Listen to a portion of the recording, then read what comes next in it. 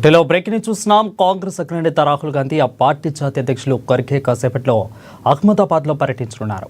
విమాన ప్రమాద స్థలాన్ని పరిశీలించడంతో పాటు ఆసుపత్రిలో చికిత్స పొందుతున్న బాధితులను పరామర్శించేందుకు ఖర్గే, రాహుల్ అహ్మదాబాద్కు విచ్చేస్తున్నారు.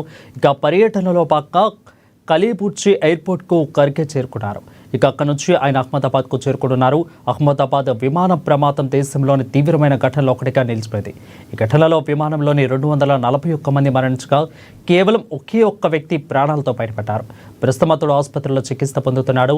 ఎయిర్ ఇండియా విమానం మెడికల్ కాలేజీపై కూలడంతో లంచ్ చేస్తున్న కొందరు మెడికల్ విద్యార్థులు, సిబ్బంది సైతం కన్నుమూశారు. దీంతో ఈ ప్రమాదంలో మొత్తం చనిపోయిన వారి సంఖ్య 274కు చేరుకుంది.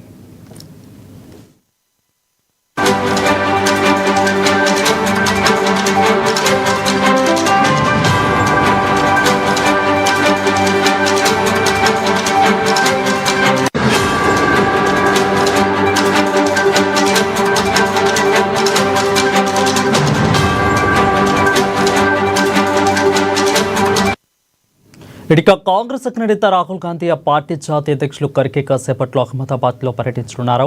విమాన ప్రమాద స్థలాన్ని పరిశీలించడంతో పాటు ఆసుపత్రిలో చికిత్స పొందుతున్న బాధితులను పరామర్శించేందుకు ఖర్గే, రాహుల్ అహ్మదాబాద్కు విచ్చేస్తున్నారు. ఇక పర్యటనలో భాగంగా కలీబుర్జీ ఎయిర్పోర్ట్కు ఖర్గే చేరుకున్నారు. అక్కడి నుంచి ఆయన అహ్మదాబాద్కు చేరుకున్నారు. అహ్మదాబాద్ విమాన ప్రమాదం దేశంలోని తీవ్రమైన ఘటనలో ఒకటిగా నిలిచిపోయింది.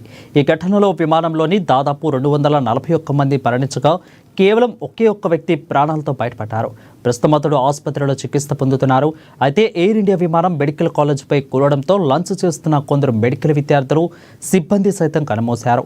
దీంతో ఈ ప్రమాదంలో మొత్తం చనిపోయిన వారి సంఖ్య 274కు చేరుకుంది.